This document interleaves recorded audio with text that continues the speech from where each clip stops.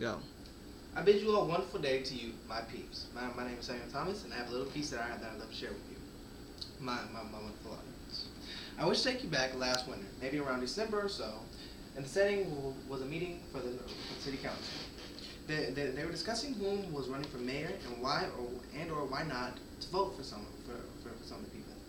But they were also driving toward a topic of the youth.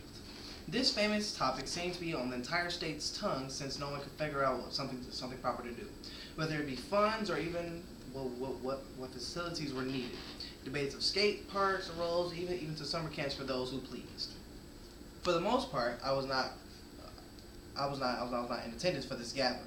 Instead, I was doing some volunteer work with my aunt. Now, I have personal questions for my audience. Do you enjoy being picked or selected to do something on the spot?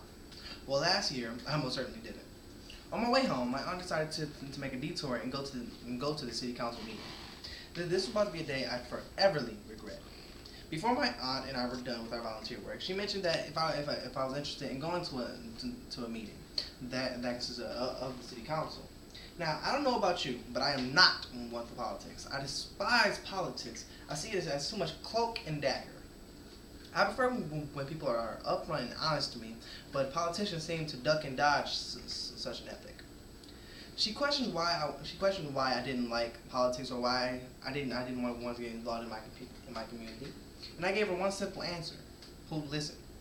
She laughed at the joke, saying it as an excuse. Upon our arrival, the meeting was just about done. They were having closing statements, and the only news company that was around, which was Fox 2 News intern and his trusty cameraman, were just about done packing up. So as the people began to flood the exit doors, my aunt and I followed the trend. I was happy that she didn't get me to stand up and say a word. I celebrated far too soon, though. Right before we reached the car, the Fox 2 News intern and his trusty cameraman were reviewing the footage they had shot. And my aunt practically ran to them, asking if they had time to hear one last statement. The intern looked over at her, and then over to his trusty sidekick. With his brow arched, he asked, "Do we?" And the cameraman replied, "I guess." While the two were debating whether or not they had enough footage, I was in the background silently telling them no, shaking my head and even flailing my arms into the air. But they saw this as a joke of some kind. People, right?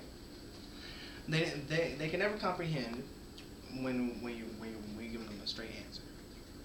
Anyway, at this point, I had grown frustrated. I didn't have the random speaking skills that I have now, and I didn't have anything written up. As the intern gave his final statement, which so happened to be, "Yes, ma'am, we can take your statement," my aunt simply laughed and said, "No, I'm not the one giving the statement." She pointed over to me as the cameraman got his film ready and soon pointed his camera at me.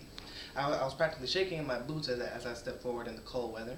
Now, I'm one for the cold weather. I love it, but I don't think it's proper for someone to be given a speech upon a free fall, of course, inside snowing degree weather. I find it rather absurd, in fact.